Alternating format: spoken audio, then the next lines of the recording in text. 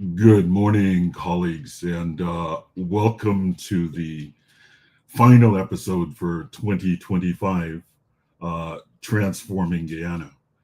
Uh, Today, we want to. As always, I'm Terrence Blackman, associate professor and chair of the Department of Mathematics at Medgar Evers College, and today I'm joined by my uh, co-host, Dr. David Lewis, from Manchester Trade and the Caribbean Policy Consortium. And as usual, this is I think, the 12 and 6, the 18th, 24 and 6. So the 32nd episode of our webinar series, Transforming Guyana. I seem to have lost David and Robert. I'm not sure if they've just lost power or uh, but I'll continue nonetheless. Today, we wanted to focus on the idea of the decade that Guyana has been involved in the oil and gas industry, so to speak, and to kind of have a summing up. And I suppose this summing up was in large part predicated by Ambassador Greg Quinn's article in John Muir's book El Dorado, and so we thought we would seek the counsel of Greg Quinn, and we wanted someone who we thought could contextualize this in a nice way for us. And in that respect, we sought the guidance of VC Professor Paloma Mohammed, who I should say, in full disclosure, is not just a VC but also a close friend. I wanted to say a few things before I kicked it first to David for some welcome remarks, and I think I've acknowledged the speakers, and I wanted to say some bit about the attendees. So David, perhaps you can go ahead and bring a word of welcome on behalf of the Caribbean Policy Consortium. Thank you, Terrence, and thank you to our panel this morning, Foreign Secretary Robert Persaud, Professor Paloma Mohammed, and Greg Quinn, former High Commissioner from Britain and very much involved with initiatives in Guyana. Welcome from Washington. This is our last program of the year before the holiday season. So before we get late, Merry Christmas to all. Hope you have an enjoyable season, and we'll be back early January with our continuation. I just wanted to give a few comments, maybe just from the Washington perspective, the USA perspective in terms of Guyana, and really how, as we discussed today, this the notion of the difference that 10 years makes, a decade makes, and how the change that has been advancing in Guyana, really from the perspective here in Washington, how Guyana has positively managed relations with two U.S. administrations, and now next month coming with a third administration, focused not only on mutual interests and national and regional interests in terms of Guyana and the Caribbean, but also, doing very well in terms of leveraging the energy growth environment in Guyana with the U.S. role in terms of three key issues, which I think we'll discuss today.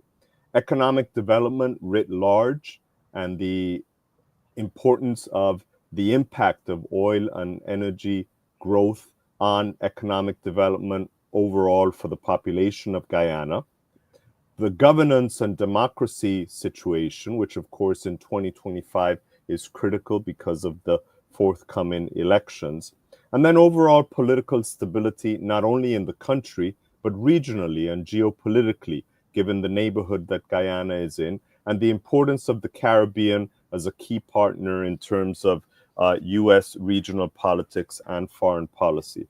So I think in overall, and we'll have the discussion now, we're looking at a very positive environment in terms of not only where Guyana was 10 years ago, but where, as I've been prone to mention, when I first landed there in 1982, as a young student still visiting from UWI Mona, and with my family's own two generations of involvement with Guyana, but specifically with the University of Guyana. My father was a visiting professor and an external examiner since the 1960s and the 1970s, and I've been privileged and honored to join the UG Foundation 60th anniversary effort for the past few years on that initiative. And the transformation of just that institution in Guyana has been enormous and critical. So kudos to Professor Mohammed, her team, those who came before, and, you know, keeping the faith with UG in difficult and dark times, and now hopefully in this period of expansion. So let me, as we say, shut up now and listen to those who everybody is tuning in to get their feedback, Terence. Thank you so much.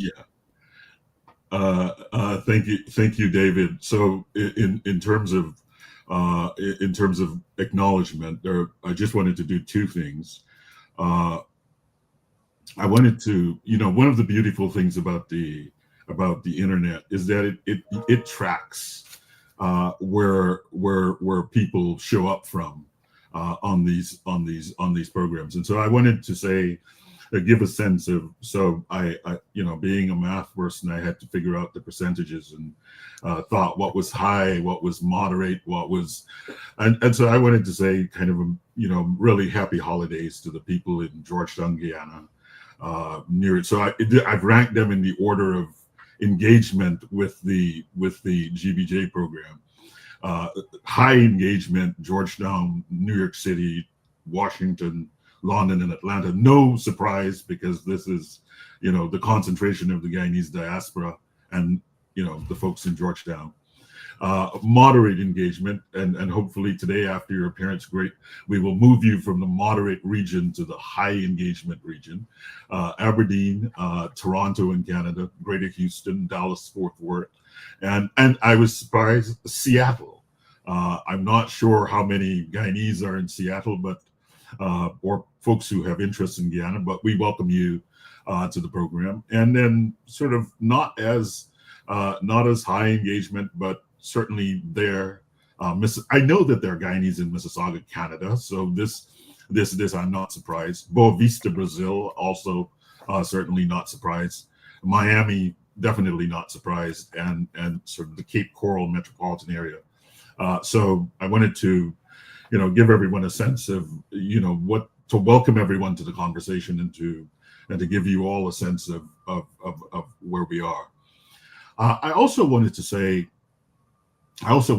one other thing before I've noted the FS seems to have sort of dropped off. I don't know whether or not he's been called away. He kept saying that there was some kind of engagement that was there. So what I will do is I will tip to you in a moment, Greg, and have you lead us off. But I wanted to say one last. So I listed out, you know, broadly three things. You know, like it or not, this is an objective reality. Guyana is one of the fastest growing economies in the world. There has been significant growth in its GDP and concomitant socioeconomic changes. And part of our challenge is to think about what are the opportunities for sustainable development, equitable development over the course of Guyana. And in the parlance of the GBJ and the CPC, I'm going to skip some of the slides that I sort of put in place. I think everyone sort of knows who these people are.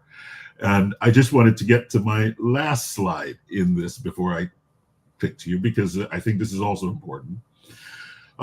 We've been, you know, folks have been really tangibly kind of supporting the effort. And I want to acknowledge, you know, Tony Harris, Michelle Luard, Nolan Dimpex, and Courtney Allen, Barbara Roberts, David Modeste, and Corinne Locke. So these are, as is usual with anything from a sure Paloma, you can recognize the names on the list. Anything, we have a little old school that whenever someone does something, they tend to affect a bit of support. And so I think they all want to see us build, you know, a really prosperous future for every Guyanese child. And it's in this context that that this in a sense, thought leadership, ideas, perspectives, ways to think about our challenges in a constructive manner is the space from which we're coming. So having somehow missed the FS in our box, I don't know if that's an internet problem or some issue that's emerged there. We will be back in touch with them, and I'm going to come to you first, Ambassador Greg Quinn, since it was your remarks that sparked the title for this program. So I don't take credit for the title for this program, and let you lay out for us as a proper observer of Guyana, what your sense of the decade has been. And I'll just take this away so that you can have the full screen. Thank you, Terence. Good morning, afternoon, everyone, depending where you are. It's a bit cold and damp and dark up here in Aberdeen. I must admit, Terence, looking at that list of where people are coming from, having spent some time in Toronto as Consul General, I'm surprised there's not more people on the list, but I am pleasantly surprised that Aberdeen is quite so high up there. So obviously, I think that I will take some of the credit for that, having been the High Commissioner whenever Aberdeen signed a twinning arrangement with Georgetown, but we can talk about that a little bit more later if need be. So thank you again. As I say, I first arrived in Guyana in February 2015, nearly 10 years ago, hence the title. The politics were fractious. What's changed, some might say. My predecessor had been called a pariah, and oil had yet to be discovered. And it must be remembered, was not a sure thing. Shell had found the risks so great that they left the partnership with Exxon in 2014. So this was no sure thing even then. So acknowledging that our bilateral relationship in 2015 was difficult, when I presented my credentials to then President Ramotar, I said that friends often differ. And I think that's a good mantra to live by across many areas, not just in the Guyana context. So let's look a little bit at timeline for oil and gas to start off with. So as I said, people forget that exploration has been around in Guyana for a long time. Indeed, the first offshore exploration started in the 50s and the 60s, involving companies such as Conoco and Shell. And indeed, in 1975, Shell's Zabari-1 well found several shows, although nothing of commercial interest came of it, or indeed of any subsequent exploration through the 1980s and the 1990s. And then our friends east in 2000 in Suriname, we had Surinamese gunboats forcing an oil rig that had been hired by CGX out of the Quarantine River during an exploration exercise at its Eagle prospect. Now, this led to Guyana going to the UN International Tribunal of the Law of the Sea, ITLOS, ultimately leading in 2007 with ITLOS awarding 33,000 square kilometers to Guyana in its international border dispute with Suriname. Final settlement of that issue was therefore achieved. Although, to be fair, the fact that the border is on the high water mark on the Guyana side of the Quarantine River has always baffled me. Although that's another story. Fast forward to 2008, ExxonMobil commenced their oil exploration offshore Guyana, partnering again with Shell. But this was a risky play. And as I said, in 2014, Shell withdrew. And recognizing that risk, and that the risk was still high, Exxon brought in CNOOC. Hess, of course, was also part of the consortium. So even in 2014, Exxon didn't want to take this risk by themselves. Having said all that, the rest, as they say, is history. But it could have been so different. Yeah. Before Shell departed, their lead geologist on Guyana, who presumably is now working on a bar somewhere and is no longer employed in the business, supposedly suggested drilling what ultimately became, when they finally got around to drilling it, one of the very few dry holes in the Guyanese basin. Luckily, Exxon ignored said geologist's advice. But what would have happened if Exxon had instead taken it? What would we be doing now? Would we be here talking about this? The oil business is a risky one. In the event, Exxon hit oil in 2015 at Liza-1. That was 300 million barrels of oil equivalent recoverable. We thought, because I was there in April, we thought that was a lot. Little did we know, the hits kept on coming. Payara, Snook, Lisa Deep, Turbot, 2017. Ranger, Pecora, Longtail, Hammerhead, Pluma, 2018. Tilapia, Haimara, Yellowtail, Triple Tail 1, Mako, 2019. Uaru, Redtail, 2020. Uaru 2, Longtail 3, Whiptail 1, Whiptail 2, Pinktail, Turbot 2, Cataback 1, Laulau 1, all in 2021. Laulau 1, Fangtooth 1, Barreleye 1, Patwa 1, Lukanani 1, Seabob 1, Kiru 1, Sealfin 1, Yarrow 1, 2022. Fangtooth SE 1, Pyara 2023. That's an astounding hit rate on a number of commercially viable wells that have been drilled. And it wasn't just Exxon that was having successes. In 2019, Tullow Oil announced it had discovered oil at Jethro 1 and Joe 1 in the Oran Duick block. Indeed, I remember flying out to, I think it was the Joe 1 site whenever they were drilling it. Now, Tullow subsequently withdrew from Guyana, not as a result of anything in Guyana, but as a result of pressures elsewhere, and has handed responsibility for Oran Duick to its partner, Eco Atlantic, who are still in the business.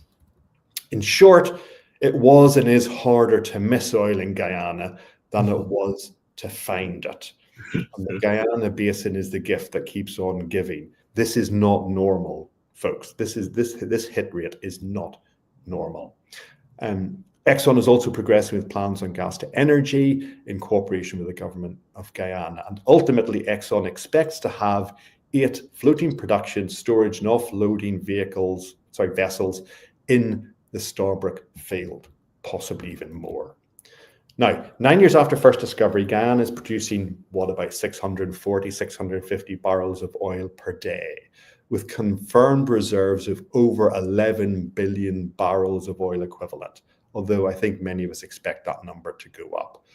Production is expected to grow to about 1.2 million barrels per day by 2027, when the 6th offshore oil project, which I believe is Whiptail, goes into operation. So let's look at development in Guyana more broadly, having run through oil and gas. What has happened in the last decade has frankly been nothing short of spectacular.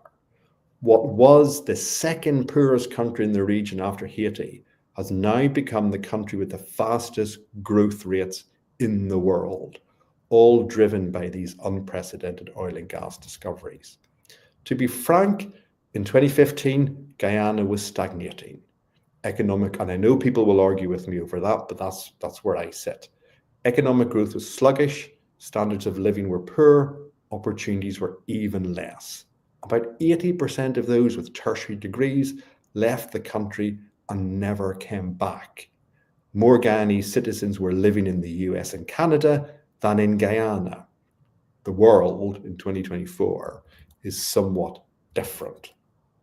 And the evidence of that is obvious to anyone who looks at the skyline of Georgetown, but also to anyone who travels outside the capital and sees the roads, the stadiums, the schools, the hospitals, amongst many other things that are being built the length and breadth of Guyana.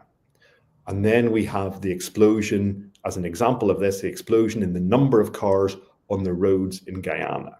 An unfortunate side effect of that, however, is the increasing and obvious level of disobedience of basic road rules by all drivers. This has gotten worse, in my view, from my certain experience of driving there. Stand by for some more thoughts from me on that. Mind you, in all of this, when it comes to disobedience of road rules, these citizens, the citizens of Guyana who are doing this, and the non-Guyanese citizens, but the foreign nationals who are also doing this, are aided and abetted by a police force which seems increasingly incapable or unwilling to enforce the basic rules of the road. This leads to death, delay, and frustration. As a comparison, the death rate in Guyana, where the number of miles driven per year are significantly less, is about 19 deaths per 100,000 people. In the UK, where more people drive for longer distances and more distances driven over the course of a year, the comparable figure is 2.4. So, if adherence to rules of the road is an example of how Guyanese approach governance, then there are problems ahead. But there's always a but. Anyway, development. We've had all this development, we have all this building, we have all this stuff. Why is this development a good thing? Despite what critics say, why is it a good thing? With a but to come along a bit later. Guyana is developing. Oil and gas has saved it from any dependence on others. Others in the region who have had to borrow, maybe from some of the less altruistic countries around the world, effectively giving up control of large parts of their infrastructure in the process, are no doubt looking at Guyana in envy. Oh, how times change from whenever the reverse was true. And even whenever I arrived in Guyana, there was still the Guyana bench at Grantley Adams Airport. I guarantee there is no Guyana bench at Grantley Adams Airport anymore. Now, that doesn't mean to say that all is rosy in the Guyana garden. There are pockets of society who do not appear to have benefited from oil wealth. The cost of living has jumped as goods and services have become more expensive. And the lack of people means that getting workers across all sectors of the economy is increasingly difficult. All of this is a problem, especially as we approach an election year. Billions of US dollars have come into the economy as a result of oil and gas. Citizens need to see the benefit of that money. And certainly some of them say they are not seeing that benefit. Better healthcare, better education, better social services are all vital, and it is good that the government is building those. But that doesn't put food on the table. It doesn't pay the mortgage. Government handouts may help in the short term, but personally, I don't think they're good policy, although people will argue with me on that. It's time for the government to get people, it's time for people, not just government, it's time to get people into jobs, not just in oil and gas, but also in agriculture, aquaculture, and hospitality. But the reality is, and this is the reality, there is a lack of workers. The population of Guyana is only some 800,000 people. If you're a worker, you can jump from one job to another for better pay and conditions. That's how the market works, and that is certainly not a criticism, but it does cause issues for employers. So this means that, in my view, there needs to be a nationwide conversation about immigration, as the reality is there simply aren't enough workers to fill every job in Guyana, especially if the push, as it should be, is for local content and local workers to do jobs. But if there aren't enough workers, how come some people still feel they aren't benefiting from the proceeds of the oil boom? Isn't that an anachronism? Well, it's a good question. And the reality is some people simply don't have the necessary skills. So improving access to the right type of education, especially vocational, is increasingly important. And some would point towards Port Morant and the technical school that is being developed there as an example of that. That's a small example. There needs to be a big push on training, I think. Overall, I have no time for naysayers about the oil and gas business. I am by definition an optimist. Frankly, I'd never have gotten through 2020 if I wasn't. Yes, there are problems with issues such as accountability in public and private sectors, but I do not believe this is going to turn Guyana into a basket case like Equatorial Guinea. Oil and gas is a blessing, in my view, not a curse. So to finish off, I'll have a few sort of random thoughts, Terence, before we move on. So yes, to start off with that, yes, the world is moving to other sources of energy to address the issue of climate change. But the reality is oil and gas is going to be here for a long time. This is not just about energy and power. It is about providing the things that allow us to live safe and comfortable lives, be that plastics, be that clothes, be that medicines, or whatever. The idea that we can turn oil and gas off overnight and keep living as we do is, sadly, despite the belief of some people, a delusion. So Guyana must make the most of this gift. And that means ensuring oil and gas production can continue for as long as possible. There's a balance to be had between maximizing production now with the associated risks of being able to produce more at a lower rate over a longer period of time. So the balance is, do you rush to produce as much as you can now, knowing that in doing so, the field will not produce as much as it would do if the amount produced was lower, but over a longer period of time. And I can explain that a bit more later if need be. Guyana also needs to make more use of the associated gas, not just to re-inject it into fields to maximize production now, but to use for power as it wheels, to allow the production of things like cooking gas, hydrogen for fertilizer, synthetic drop-in fuels, which would replace diesel. And that has the added benefit of both reducing the import bill and providing cleaner, if not totally clean, fuel. And the reality is there are huge amounts of associated gas in Guyana's oil fields. A tiny proportion of it is being used at the moment. As the number of fields producing expands, thought needs to be given to what should be done with this associated gas. Floating LNG platforms could liquefy gas for export and sale, another possible revenue stream for Guyana. Bringing more ashore could also be an option. But Guyana, frankly, is unlikely to ever use all of the associated gas. There's just too much of it. After re-injection and bringing ashore, there will be lots left to sell if the investment to do that is made. NGOs have a role to play in holding government and the private sector to account, and some are more vocal to others. But they are not there to continually try and stifle development. Guyana deserves to benefit from oil and gas. To suggest it should not develop its patrimony, wherever that suggestion is coming from, is both patronizing and unfair. So let's look at Guyana now as opposed to 2015. As I said, the Guyana 2024 is much changed from the Guyana I first saw in 2015. I don't underplay the challenges of integrating and dealing with a large influx of wealth, but I do believe Guyana is in a better place than it was. The question is, has Guyana learned from the past and the mistakes of others when it comes to oil and gas? When I was High Commissioner, I instigated links with Aberdeen, where I now am, Europe's oil capital, to allow Aberdeen to pass on the lessons, good and bad, from oil development in the UK.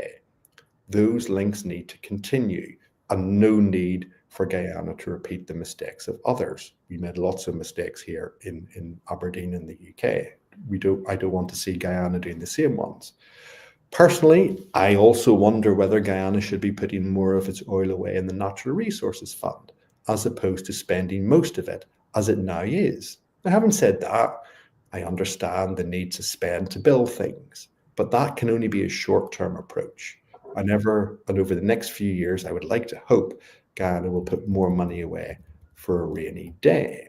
I also see the problems of absorbing and spending the money that is being committed to projects.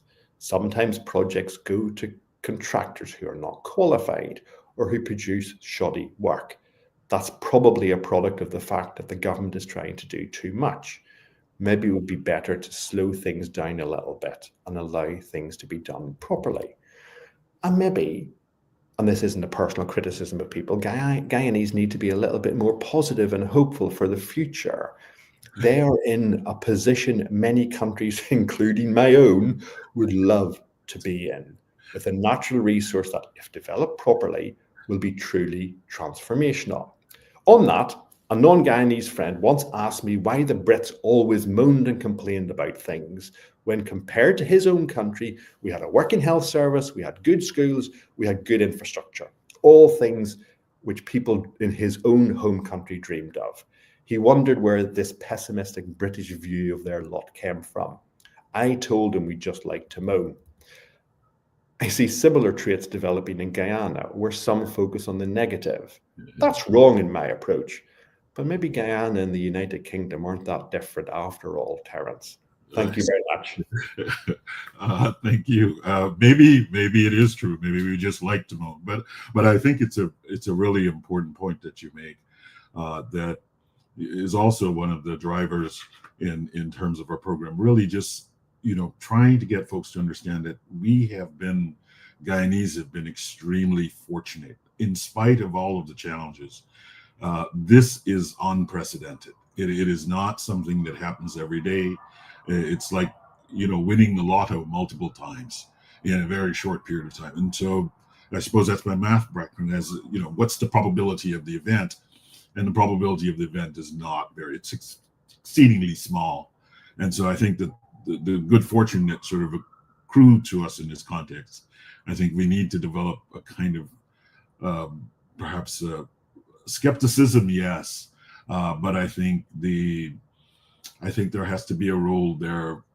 We have to minimize the cynicism. We have to be skeptical and we have to question, but we have to be.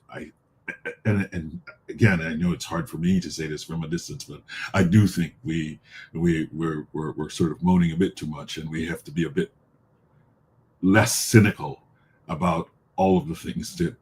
But having said that, we have someone here today who will give us kind of a proper sense of things from the internal perspective.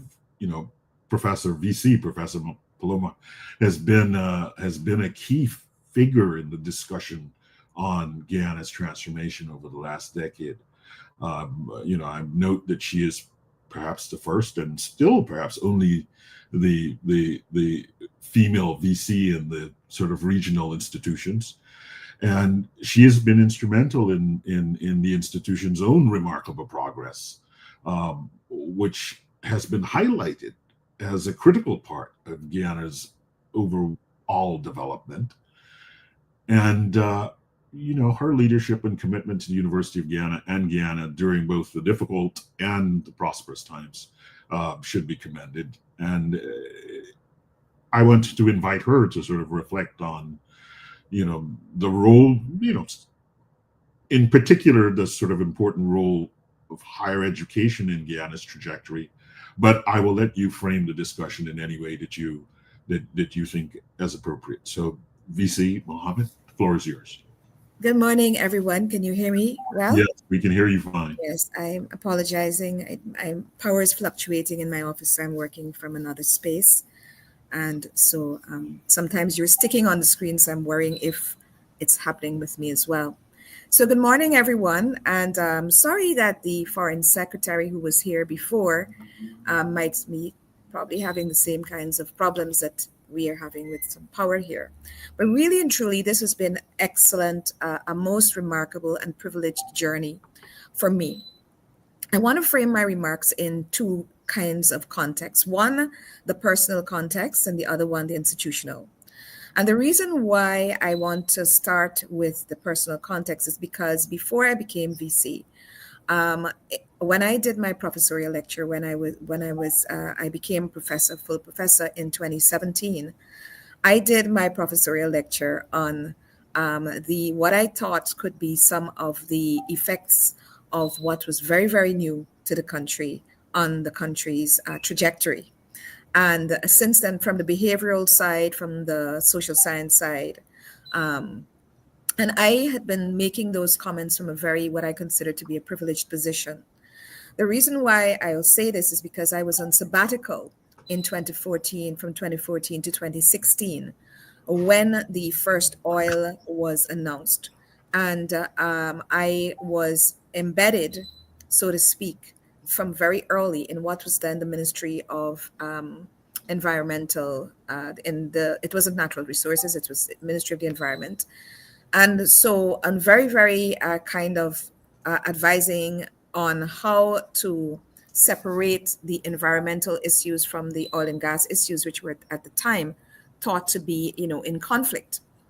And so out of that comes the Ministry of Natural Resources, of course, the Environmental Division, which is in the Office of the President now, and the Department of Energy, which is the one that I was most involved with.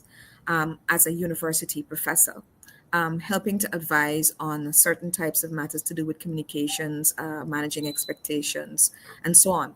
And so we sat as a university, a team of us, about 3 or 4 of us, basically on many of the discussions that were happening at the time as to what was to be done and who was to do it and how much there was to be done and how little sleep everybody was getting, because all of these foundational documentation that we know now were, so the local content, the first local content policy, the first Natural Resources Act, the first recommendations on the first lifting policy, the crude oil lifting policy, all of those things. We were sitting there sometimes taking notes as secretaries because there were so few people who could be trusted and so few people around in the country. So imagine I was a deputy vice chancellor by that time, and other people were senior, and we were there helping. Everybody was pitching in. And what became very, very obvious to us at the time was how unprepared Guyana was in terms of the people who were there trying their utmost best to understand this very complex, not only the complex entity that we were dealing with, but the complex scenario, because oil and gas is exceedingly complex in many regards. So pre-production, post-production, production, all of those are all very difficult things. And we had some valiant people in the Ministry of Natural Resources who were working overnight. They're getting training at the same time they're trying to negotiate, same time they're trying to read tomes and tomes of documents. You know, it was a very, very, very interesting and very, very, for me as a scholar, a sad time, because I wondered before I understood, right? In the first instance, I was wondering, why is it that we were so unprepared, for this? And then I was asked to work with a team on producing, I don't know if you could see this. Can you see this little book here? Oil Odyssey. Oil's Odyssey. Yeah. And the date on it is 1750 to 2019. And Greg basically spoke a little bit about how long Guyana had been actually trying to prospect for oil. In this book, we have some very lovely old photographs of the first, little oil rigs and so on that people were doing. But I wanted to share this particular thing here. Can you see this at all? Yes. It's an ad. It's an ad. It's an ad from British Guyana, right? It says every man, woman, and child in British Guyana must become oil-minded. This is before we became independent. And it is very interesting because they were trying to get people to support this thing and also to buy shares in some company that was trying to prospect. So when I began to do this research and realized that really Guyana had been trying for literally centuries, 1759, right? Till 2015, that's a long time. And so I think with every try that we had, and we couldn't succeed, I think that made us think that maybe there's no possibility, so we shouldn't be investing too much in this thing that is, that is not there. But we did have some people, and those people really worked quite valiantly. Now, from that perspective, that very personal perspective, we saw really the first euphoric thoughts that, we found oil and the next day everybody's going to be rich, to really what is the sobering reality, which is that we found oil, but we really didn't find the oil. The oil was found in our territory. And there were a lot of things that needed to be done to support any ability of the country to really make the best of what is there. And that expectation that was immediately set by people saying, oh, Guyana is going to have so much money, they're not going to know what to do with it. Maybe it's something that actually was said and maybe that's coming true. But that was not something. What was not said was that, one, we have some conditions whereby you pay this person, the investor who had been investing for, I don't know, over 100 years here or something, 70 years. They have to pay off these things because where our oil is very, very, very, very tricky. The reason why nobody was finding it, it was ultra deep. And they might have known it was there, but to find the technology to actually get to it is very expensive. And the second thing about Guyana that was remarkable, which I think people don't recall in the conversation, is that Guyana went from discovery to production in about 4 years. Unheard of in the world, unheard of. The average time was six to 7 years. We were producing first oil in 4 years in 2019. Just think about that. I know this because we worked again on the launch of first oil, and we put the first bottle of first oil in the Guyana Museum for people to see what this was going to look like, right? Because everybody was thinking, oh, it looks like cooking oil and it's like a black murky stuff. And they were like, that's it? Yes, and it has to be refined. But we were really working on public education, trying to get people to understand a couple of things, not only about the process and about the industry, but also about what the country would need in order to be able to, for everyone to benefit, which is what I think should happen in a situation like this. And I think nobody disagrees with this. So that's that perspective. So what did UG do? Before I became a vice chancellor, we were working very closely with several of not only on the government side to try and support with staff, so if they needed somebody to come and take notes, if they needed something transcribed, they needed a document to be reviewed, they needed public consultations, which they couldn't handle, we would be supporting the university, right? And different places. But then we thought internally that we need to do some things now on the training side, because that's really our mandate. Our mandate is not to go and be doing anything that we were doing, but we were asked to help. We understood from where I sat that this was a deficit, and we tried. But now it was back to refocusing on what we needed to do and what the country needed. And that was, how could we support training? How could we support public education? How could we benefit ourselves as a university for the nation? Because the university doesn't exist for itself. We exist for our country and for the region, So what could we do? What kinds of relationships could we form with these companies and others to help us to understand what they needed, what was needed, but what our country needed? And so one of the first things that we would have done is that we started supporting the first series of international conferences on oil and gas in the country. That was the first thing we did.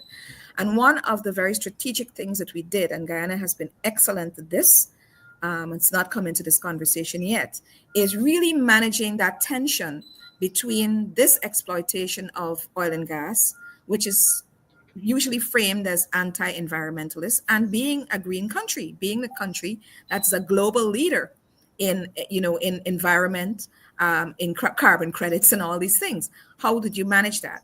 And one of the things that we did was frame the argument as an energy argument, an energy context, so that oil and gas was only one part of that mix. We're working on solar, we're working on hydro, and various other things. So from the very inception, when we framed those conferences, we always framed them in the context of energy. And oil and gas was a big part of that, but other things. So that's the first thing, to try and deal with the strategic narrative that was being perpetuated out there about Guyana, etc. The second thing was to create the Institute for Energy Diplomacy in the country, because one of the things that really I think has to be acknowledged is that we had 2 and 3 little lawyers, and we're like a little David and Goliath going on. And they're trying to negotiate for hours, and then you have teams of lawyers getting changed. You have this and that. These contracts are big. I haven't seen them myself, but I saw some other negotiations and thought we need more people. And the University of Guyana was producing lawyers. We're producing 40, 50 lawyers a year, but these lawyers were not specialized in anything like negotiation, oil and gas, anything like that. We were producing accountants, insurance people. Everybody needed to have a working knowledge of, and then a specialization And this is not even getting into the engineering and production side, which I'm going to come to in a second, right? So we created the Institute of Energy Diplomacy, which would then help those people who had already graduated and who were working, along with places like Aberdeen, people at UE, UTT, University of UTech, all of these places, because we didn't have the expertise ourselves to do it. So we were partnering with others to produce and deliver these programs and what we call to upskill and give our people who had already graduated the experience and the specialization in these areas. So the Institute of Energy Diplomacy was doing that. Then we also created the associate and the bachelor's degree in petroleum engineering, which is a big, heavy area.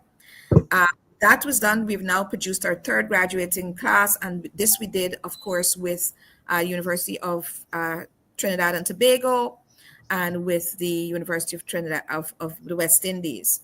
And that became one of our big programs. We saw a lot more young women.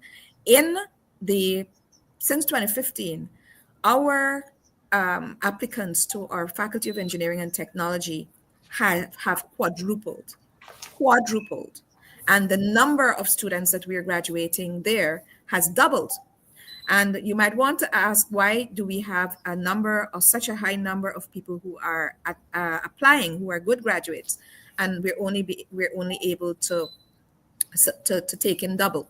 And that's because these are disciplines that we need big labs and so on. And so we've been working with oil companies and the government of Guyana to create new labs, larger labs, to retrofit some of the labs, to put some of the equipment that we need, the simulation equipment, the computer equipment, the programs, but also the physical testing equipment that students need to have into these labs. So that's one of the very, very first, right?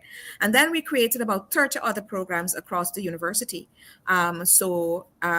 Supply chain, big problem, right? Supply chain, we just created our Institute for Marine and Riverine Economies and Ecologies, because our finds are offshore. They're offshore. So everything marine needs to be worked on. Now, we're not the only institution doing that. We are working with other institutions. So there's MARAD, there are some other institutions. A lot of private institutions are popping up, which we support 100%. And of course, the government itself is doing quite a bit in terms of on the technical side and other sides. So I heard somebody mention the school in Port Morant, which my colleague, Professor Sankat, is running as one. But there's also another fantastic school at Luzignan, which is not in the public domain. I don't know why, because they have all kinds of fantastic equipment, and they're training and certifying. Mr. Muhammad, did you say Luzignan? Luzignan, I think. I don't know the name of that one. Yeah, I don't know. I don't know the name of it, but I've been there. I know the people who were running it.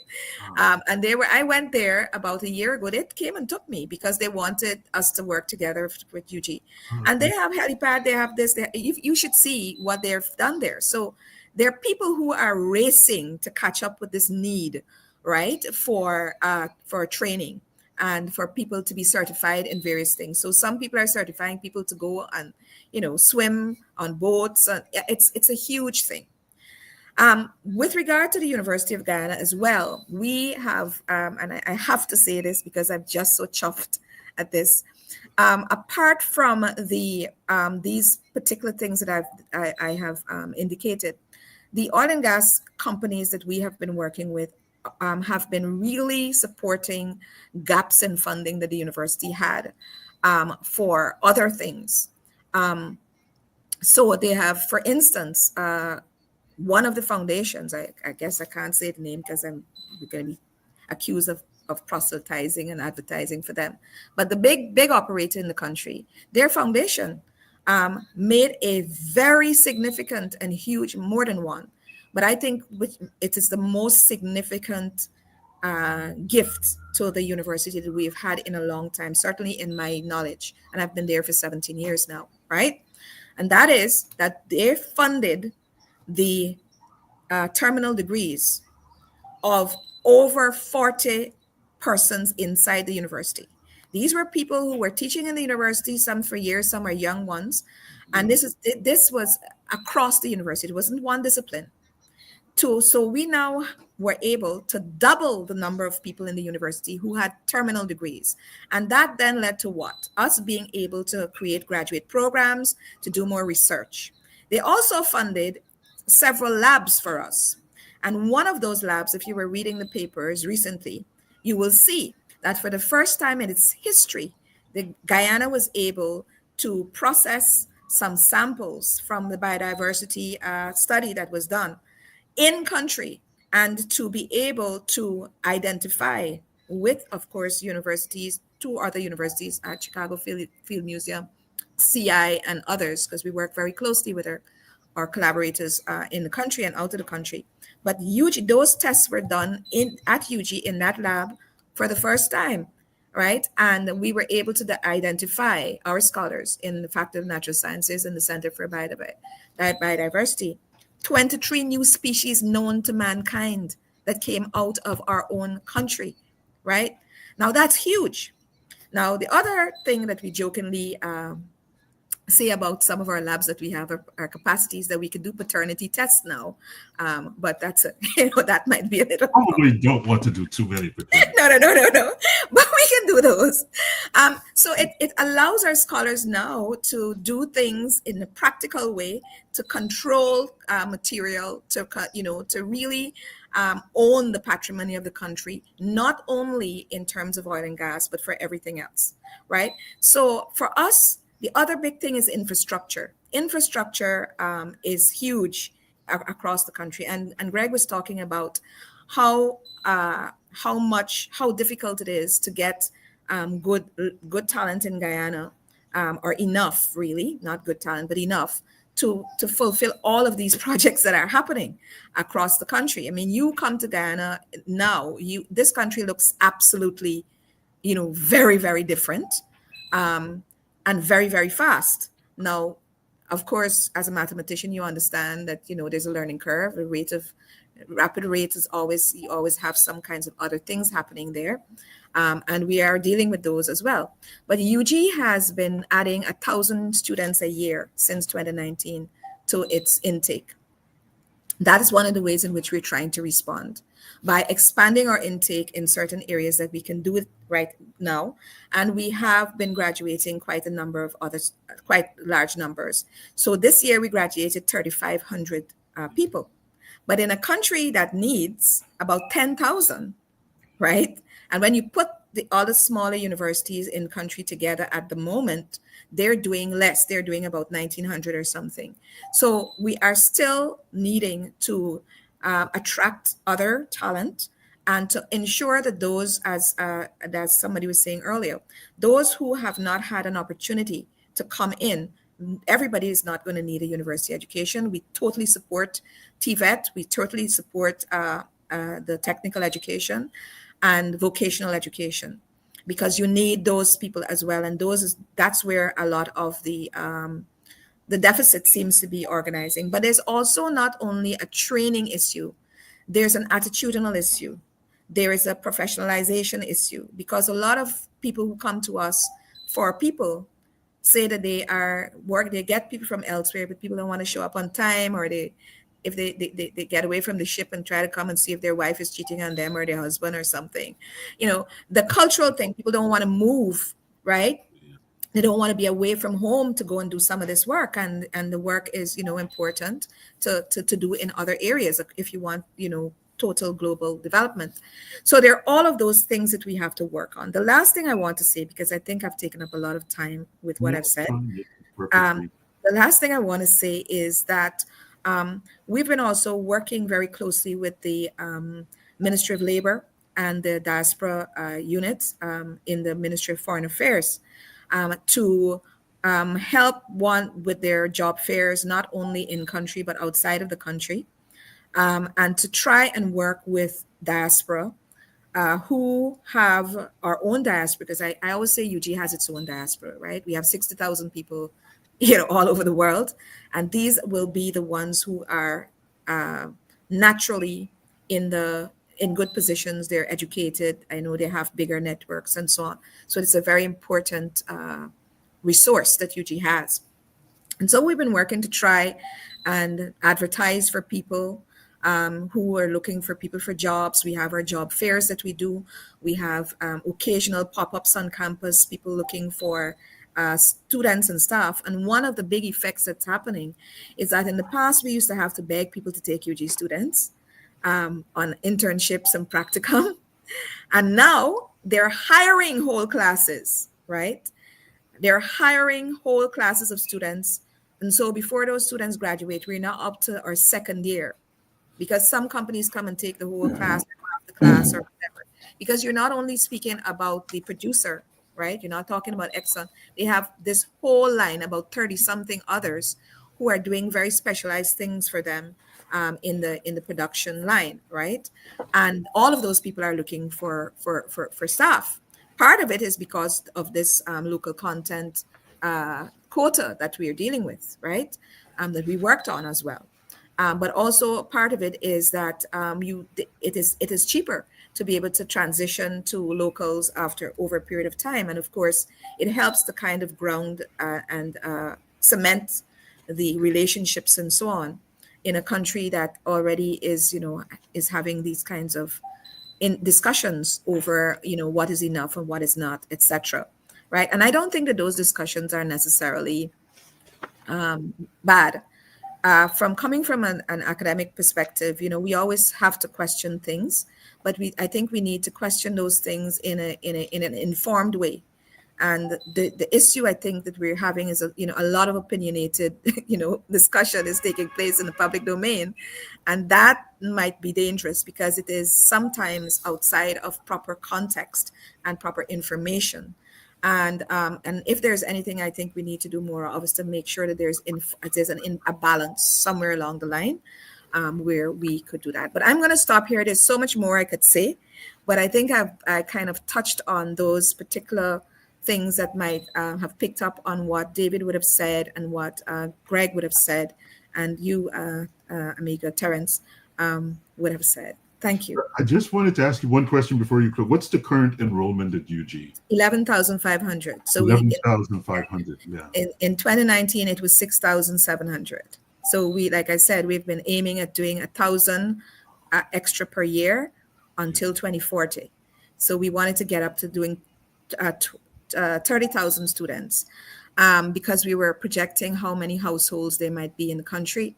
And of course, we have this blueprint, these 4 blueprint goals. And the first one is at least 1 graduate per household. Mm-hmm. So if we were to achieve that, we needed to kind of extrapolate, as to how to address that. And also, I should say, the very important part of this that I think gets left out is that, there's a lot going on in the country that I'm not at liberty to speak about. It's not my mandate. I know of these things because I am in situations where I observe. But quite a lot is going on in the hinterland regions as well, fueled by funding from oil and gas and from the carbon credits and from our preservation position, how we have been able to manage ourselves as a nation in terms of, there's a lot going on in terms of gold as well.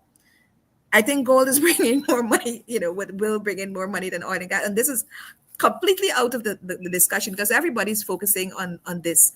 And then, other things are happening. The country is absolutely fortunate. Absolutely fortunate. It's emerging as a world leader in many, many, many regards. And I think the question of the trickle down is something that has to be addressed and is being addressed.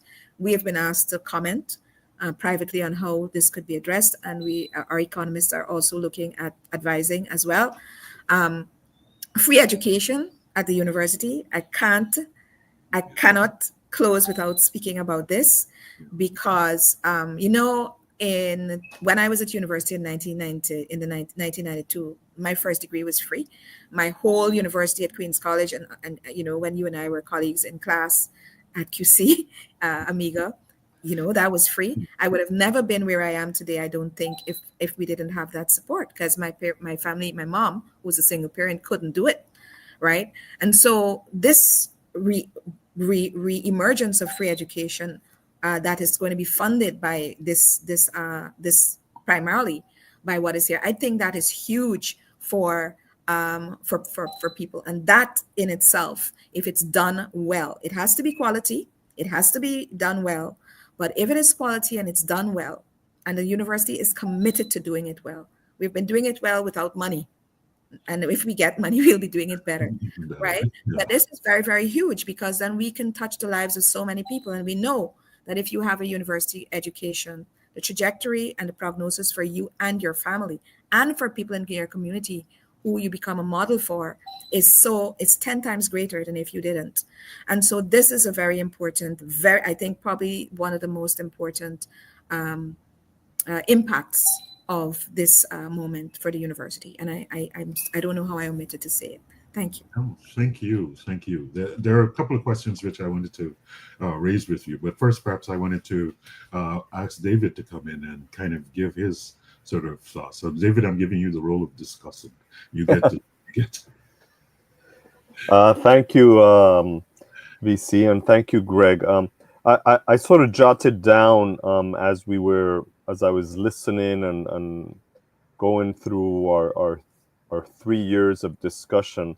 When we started this program 3 years ago, I remember very clearly, vividly, Terence, so many of our first engagements with Guyanese in the country, in the diaspora, was all about this revolution of expectations that both Greg and Paloma have mentioned. Because if we're getting oil, where is it? When do I get it? When do I see it tangibly in my life?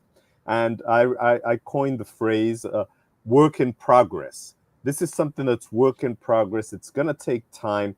But yes, there are demands on the government to be able to deliver and to show that this has positive, tangible effects for the population. Because at the end of the day, this is something for the social, economic development of the people of Guyana, first and foremost. And if we can't show that, then under any measurement, then you fail. It doesn't matter that we're now number 3 per capita in oil production in the world. It doesn't matter that you're doing 600,000 barrels a day. If you cannot show it, then it's a failure. So the work in progress, and I always used to also mention after, I never wanted to sound dramatic, but it was for those of us who would go to Guyana in those days.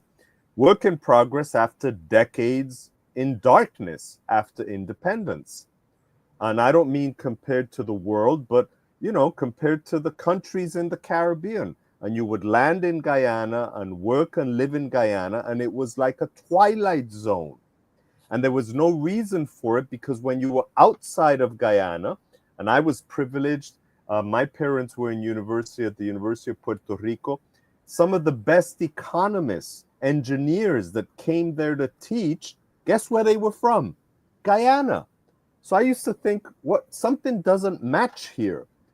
The country is in darkness, yet the human resources outside, in the UN, in the World Bank, all over, Guyanese. What happened here? So the talent is there, the resources are there. And when I mentioned that darkness, the strong element of a DNA, which is still very focused on everything has to be state-centered, and also a very strong anti-business, anti-entrepreneurial wedge.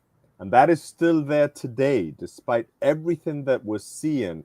Paloma mentioned the comments, the opinions, and so on. You still see that there. So there is still work to be done in terms of what I call that work in progress. Second point, the rising revolution of human expectations and what I call the 21st century basic needs.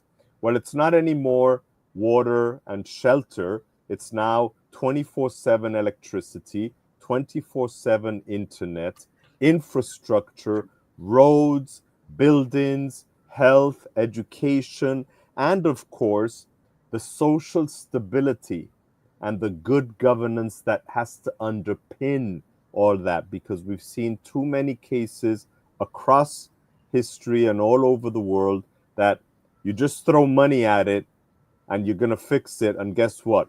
No. The building of institutions, strong institutions matter. Stability in the governance of those institutions matter. And that is still work in progress in Guyana. We have to remind people, we're still in single digit, transparent, democratic elections in Guyana and the transfer of power. So again, that is something that's work in progress and something that we need to focus and build on. And I believe it was Greg who mentioned, at the end of the day, if you cannot provide better jobs for people, then it's a failure. And I think that's where we're beginning to get to the challenge now, because you don't need to be a great expert in oil and gas to figure, okay, we're pretty much reaching the curve of maxing out what we're going to be doing in the oil and gas sector. And now we need to see, how do we leverage that sector with all the others? And that, as both Paloma and Greg have discussed, is having severe implications on the other sectors of the job market, other initiatives, and we have to look for that balance. Third and final, we also need to position Guyana, what's going on regionally and globally. We now have a Southern Caribbean energy hub. It's not just Trinidad and Tobago anymore. It's now Guyana, and Suriname is right there also coming up, with also many challenges in all these areas, not just about the economic growth and development issues, but the good governance, the stability, and so on. So, it wasn't just the other day when Suriname had a military government for years. So again, it's learning process, and Guyana has a role to play, and I'm glad to see consecutive governments in Guyana not shying away from that regional commitment to the regional agenda, because clearly that it's not just about the money Guyana can bring to the table, but the example of how you can transform a society and build on these developments. So I think those are just three general areas picking up and bringing them. We've had some comments there on the chat, which I know you've been attending to, Terence. And last but not least, I believe it was Paloma mentioned it, the balance with, it's not just oil and gas, it's renewables, it's the environment, it's climate change. We just concluded a not so successful COP29 summit, and with a major deficit in terms of resources to attend to the implications of climate change globally. But for a country like Guyana, with so much of its territory under the sea level, well, global warming and rising sea levels is going to have a serious impact. And that, again, is going to have a serious impact on the infrastructure that's being built and so on. I always coined, in addition to the work in progress, there is no reason and no excuse that as soon as possible, the technology exists, Guyana should not have the most technologically advanced, energy efficient, energy utility in the world. Not in the Caribbean. It should have the most advanced technological utility in the world, so that every Guyanese can have 24/7 access to what the utility can offer, because without that, you cannot compete in the 21st century. And that is a major challenge. It is still something on the table, and we've seen different governments in different countries who cannot provide that and end up not being in government. So I don't want to end with the next year elections, because those are tricky things. But yes, we have elections next year, and like it or not, a lot of the decision many people will take is, am I doing better, and am I seeing the improvement from this great growth? And the statistics and so on won't matter if you can't answer yes. to that. So I think all that is very important. And I'd like to end just the numbers of what the University of Guyana has been doing is equally as amazing as to what's happened in the oil and gas sector. I mean, going in 5 years from 2,600 students to close to 12,000, the new degrees, the new areas, the graduates, I mean, that, and the need is still there. And I think that's an important message we need to get to the public sector, to the government of Guyana. It is not an expense, it is an investment in the future of Guyanese economic development. And it's critically important that the government really leverage the resources available for that with the University of Guyana. Let me end there, Terence. I think we still have a good period of time. Thank you, David, because I know you've hit upon something that I wanted to. So let me first. So Greg in his chat talked about this question of traffic, and I remember many years ago, and so I want to connect both you, Paloma and Greg, on this one. Many years ago, I remember this question arose, and it was around the time of the 50th anniversary of independence. And I was sort of reading through some papers about, just various things that folks had written at the university. And I always remember there was a lecturer named Shauna May Rose, who wrote this wonderful study about the traffic in Guyana. And, I think usually would do well to kind of surface again this work that she did and begin to, it sets a nice baseline for how, as you rightly identify, how we ought to be thinking about problems and how we ought to be structuring, providing the context for problems. I do think that as Greg it is kind of jarring when you imagine someone flew to Cheddi-Jagan International Airport and rented a car who had never been to Guyana before, and then had to drive down which you do routinely across the world, right? It is a very jarring thing. I mean, I at times have been quite surprised that I've forgotten how jarring it could be. So I wanted to make note of this name, Shauna May Rose, on this traffic business, and hope that the larger point I wanted you to reflect on, Paloma, is the following. Universities that I'm very fond of these land grant universities in the United States. So the question, and like the University of Minnesota, in Iowa, in other parts. I mean, they take up in a sense, they're the engine for the state in the way that you've been describing. I think they're 1890s, and really they have, promote agriculture, engineering, practical fields, so that people. And I wanted you to reflect on what I've always thought there should be, maybe in each region we should have a campus of the University of Guyana. And I wonder whether or not you could say anything about any potential expansion plans along those lines. Yeah. So I think that's a really important one. Just want to clarify, we went from 6,700 students in 2019 to 11,005. Just to clarify, if I said something else, that's the fact. I got the number wrong. Sorry, I inverted. That's okay. No problem. I just wanted to make sure I didn't, but those who are listening get it right. The second thing is, University of Guyana has 9 campuses. 9.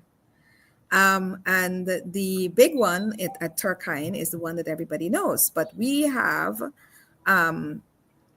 campus in 2 campuses in Tain in Berbice, which is the John Science Campus, and then the Tain campus itself, which had been, it's going to be 30 years old next year, and it has been struggling to get students, right? And for decades, struggling to get enough students, but the successive governments have been funding it.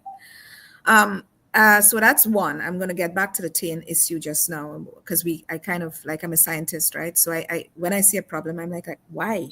It can't be we just accept that this is what's going on. What is it? So we did look at that very intently over the last 3 years. We also have our institutes for distance and continuing education, which have campuses in Essequibo, Linden, Bartica, and Regina.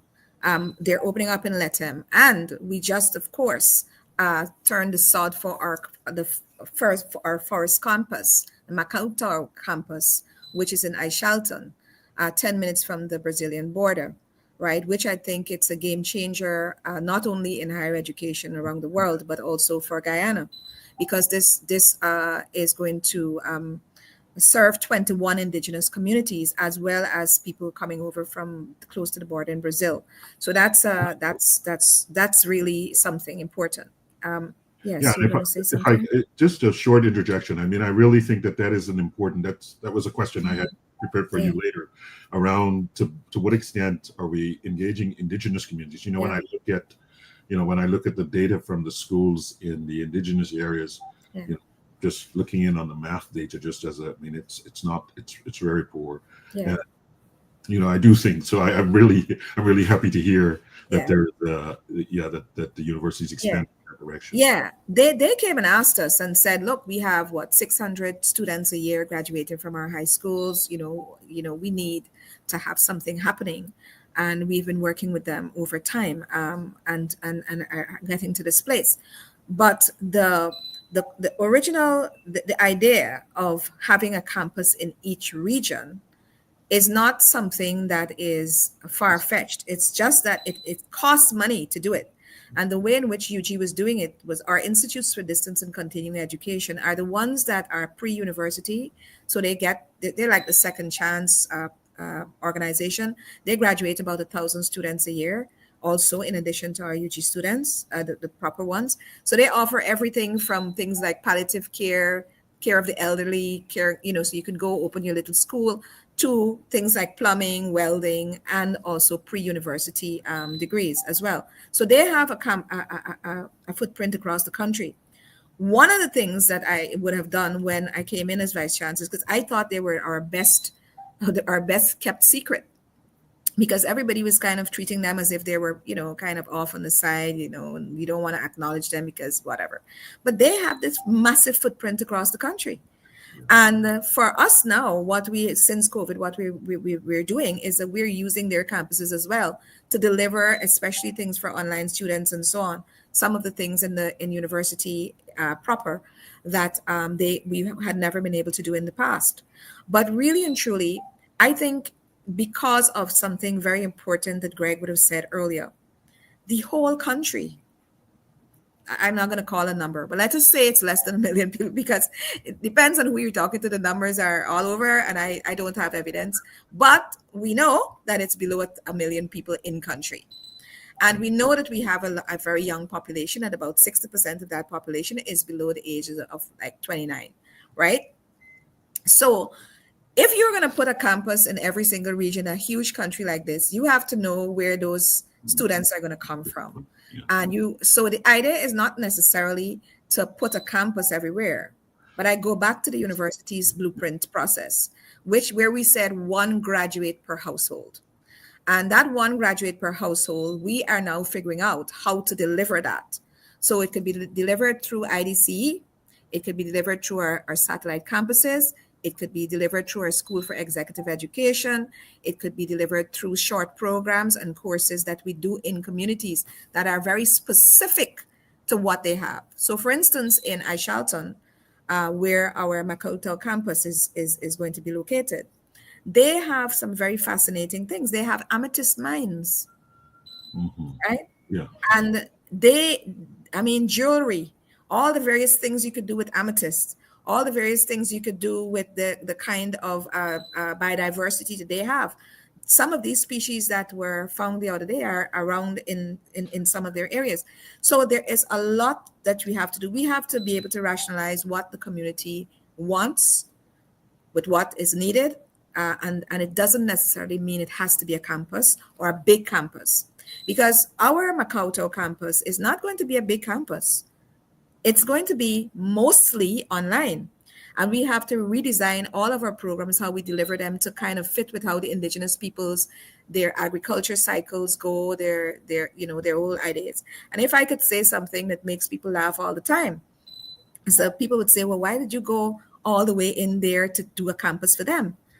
This came out of one comment that somebody, I had a meeting with the Tushaus of the communities, and one of them said one thing to me that really resonated. He says, VC, our men don't wait for our wives to come back for more than 1 month. I see. So if you're going to take, and I'm very serious, if you're going to take a man away from his family or a woman away from her family and send them to university in Georgetown, right? Even if they go back after every semester, that's three months at a time for how many years? This is why people don't want to come. They want to be with their families. They want to be in communities where they can really respond to the needs of the communities. And I came back and said, guys, the plan has to change. We have to be in their communities and work with them in their communities, right? And that is part of it. But it's a very important sociocultural point that people might laugh at. But this was a constraint, right? A major constraint. Mathematician, you know what a constraint is, right? So yeah, so that's my long answer to your short question. I think I take the points that you make, and I wanted to, on record, so I want to come back to this discussion in a future program about online, in-person kinds of ways in which it ought to be structured for Guyana. Mm-hmm. But I wanted to take advantage of Greg's presence here today. Drew Young kind of raises this question, and it dovetails with something that David just mentioned about elections. And it's been one of the sorest issues for me, is that things that as Paloma's just been describing, the kind of change that you need to engage with, even when you do 1,000%, you needed to do another 3,000% more. It takes time. It takes 10 years. We're talking about 10 years here, right? And so I wanted, from your perspective, Greg, a sense of, give Guyanese guidance in terms of being able to kind of see beyond the electoral cycle and understand that, building a really big bridge, or building a university, or building a hospital, or doing the roads in an appropriate way, transportation systems, these things take longer than 5 years, and you can't just do them in 5-year cycles. And somehow we have to have the maturity to sort of, whoever the government is in charge, that we have to be able to find ways to work across the election cycles. And I think Drew hits upon this. We have to be able to plan for at least 10 years. If you're the master of Margarita, you might think, Bulgako's master of Margarita. Guys, how can you, if you can't plan for 1,000 years? So help us to plan for at least 10. So Terence, you assume, of course, that the UK doesn't work on a similar electoral cycle. Yeah. And I'm no longer a government servant, so I can say that if you're sitting here, it looks as if stuff is done for election purposes on a regular basis. Now, the way in which you get around that is by how you choose the topic. Now, for example, having made that slightly facetious comment about the UK, something like the High-Speed Rail 2 project, which is going on in the UK, is across, now is it even its third different government? I'm not sure. But that's an infrastructure program which is seen as beneficial to broad swathes of the country, and therefore has political support across all of the parties. The move towards wind power, for example, does not happen overnight. It takes large amounts of investment over periods of time, but people see it's the benefit. So the trick really is picking your project.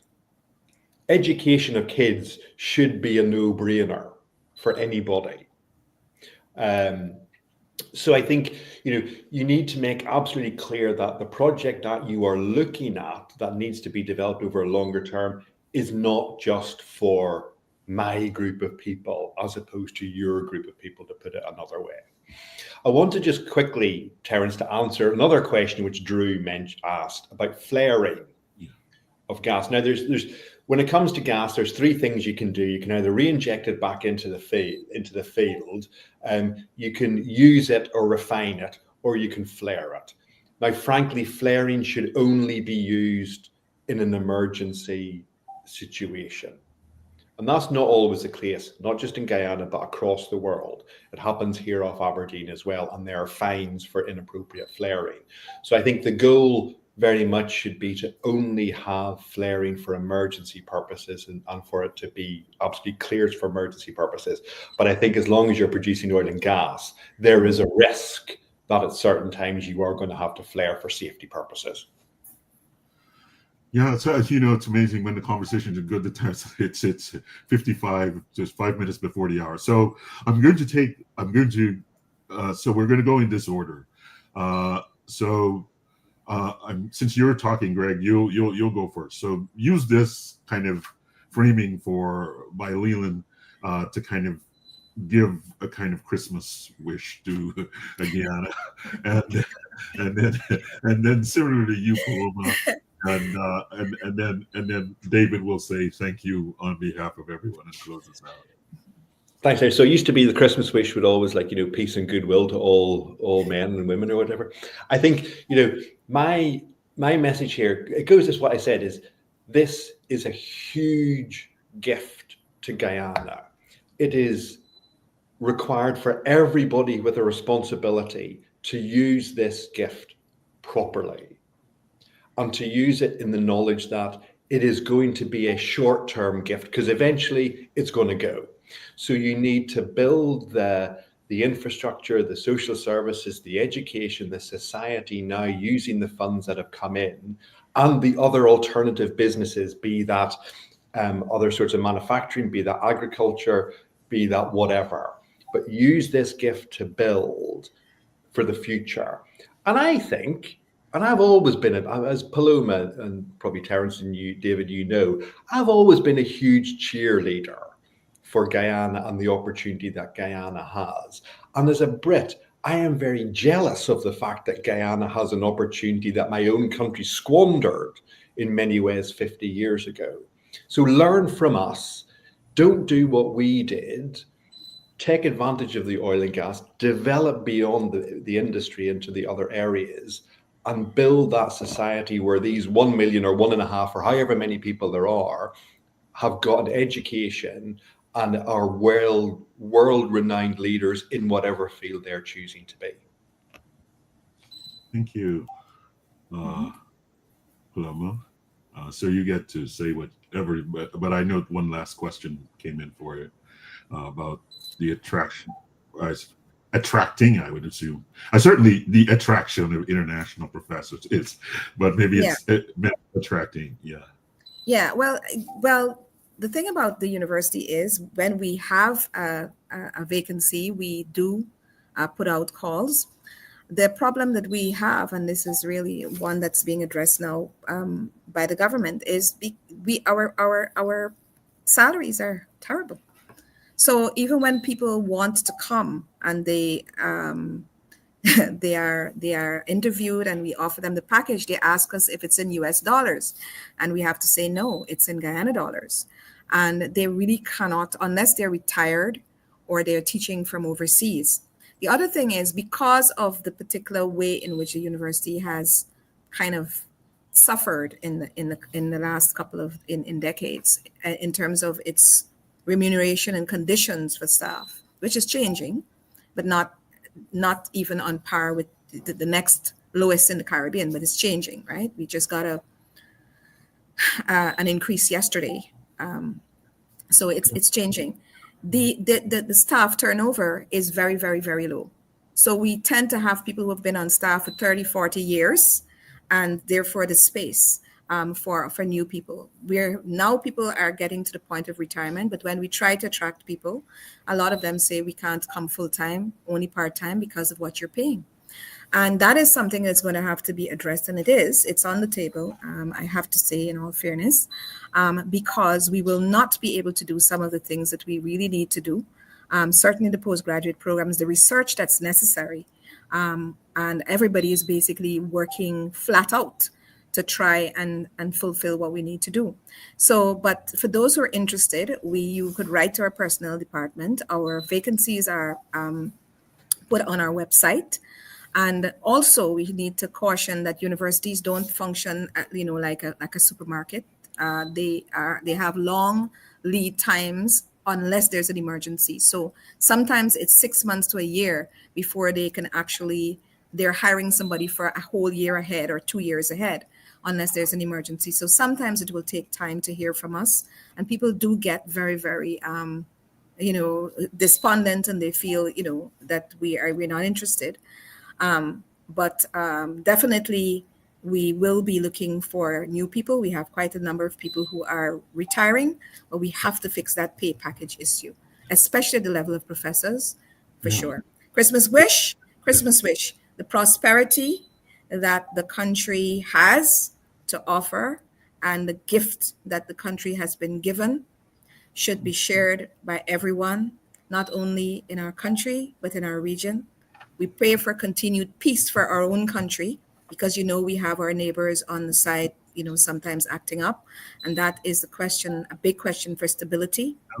And we pray for peace. We pray for sanity on the streets and sanity in all high offices and in low places. That's my wish. Thank you.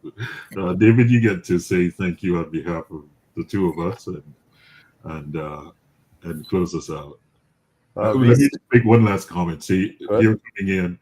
I think, Paloma, we have to have like one conversation with just you alone to focus on university, because I think this is a really critical point. Graduate programs, research faculty, but that's for another day after Christmas. Let's relax, enjoy. So, Vern Singroy, after Christmas, we'll come back to this question. Now you have the floor, David. You get to say. I was just about to say that, because I've been privy and honored, because of the UG Foundation membership, to sit in and listen to reports of research centers, faculty growth, training of PhDs in external universities, and then they come back. And certainly I think, Terence, we need to consider just one event where we can get that sort of grand picture from the VC on everything going on at the university and the targets they have and the requirements they have, because what we're talking about is helping the university develop in all these areas and look into that. So certainly let's look at that into 2025. Ambassador, thank you. Retired supposedly, but in the private sector. Welcome. Today, you'll get it in your emails, just an announcement. Christmas wish in Guyana, December 16th, the opening of the first Papa John's Pizzeria in Georgetown. So these things are happening. It's important to note, particularly because of, as I mentioned, what was not there for decades, but just the spirit of entrepreneurial drive in the Guyanese man and woman is something that has always impressed me. If given the opportunity, they will rise to the occasion. So I trust that the leaders in the private sector, in the public sector, in civil society will have that faith and realize that. We will be back on Wednesday, January the 8th, with our next program, which will focus on best practices and challenges in the energy economy in terms of the growth and development prospects. So look out, mark your dates now, save the dates, and we will be back in the new year. Thank you all. Have a great Christmas holiday and other festivities, and thank you for joining us. Thank you. Blessings, everyone. Bye-bye. Wonderful afternoon. And again, very, very wonderful conversation. Looking forward to doing it again in 2025. I'm going to end the stream.